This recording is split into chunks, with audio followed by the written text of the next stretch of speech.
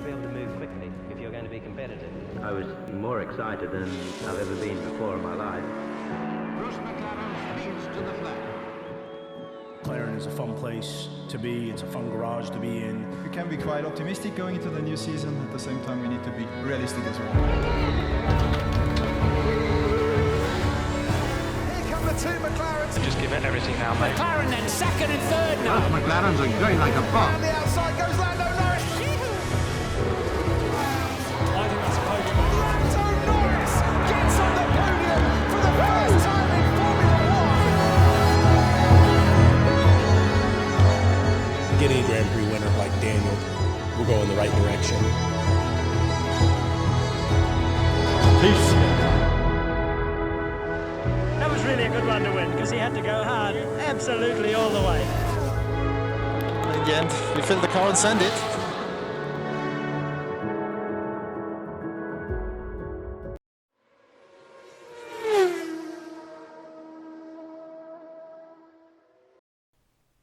Добар ден и добро дојдовте во ново издание на Формула на Македонски, овој пат со презентација на новиот болид на Мекларен, кој од оваа сезона ќе биде напојуван со моторите на Мерцедес под ознаката MCL35M. Ја започнуваме и ја отвараме свечено и третата сезона на Формула на Македонски овде на YouTube.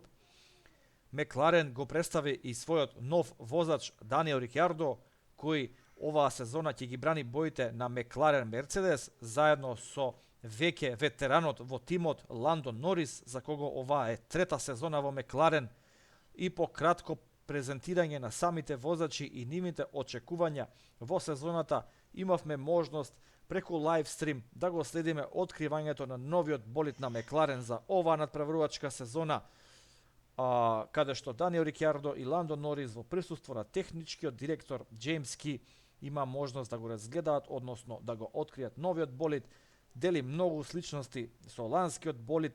Дополнително ќе направиме едно видео во директна комперација помеѓу ланскиот MCL35 и овогодишниот MCL35M.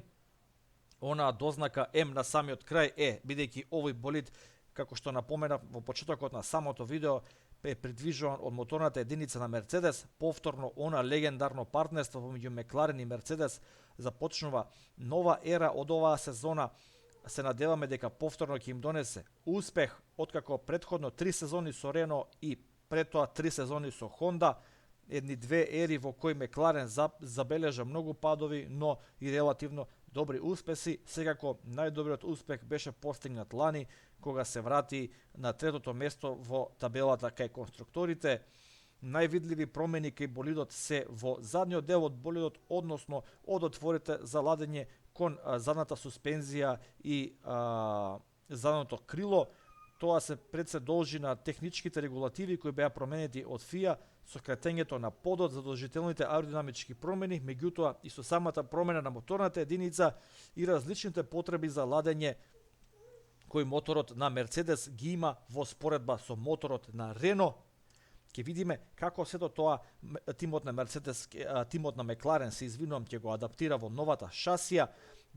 Тие беа доста ограничени во однос на тоа што можеше да се промени, а што не, бидејќи ФИА наметна систем на токени со кои тимовите ќе може да ги променат своите болиди за оваа сезона, да едноставно на начин лимитираат количината на промени која тимовите ќе наметнат, бидејќи се соочуваме со пандемија и тоа беше замислено како еден вид заштеда на средства, како што би можеле тимовите да бидат покомпетитивни и финансиски да бидат поотпорни на светската пандемија која е во тек. Кои се вашите очекувања за оваа сезона? Дали повторно името Мекларен Мерцедес ќе донесе успех во Формула 1? Што мислите за двоецот Даниел Рикјардо и Ландо Норис? Дали ви се допаѓа новиот болид на Мекларен?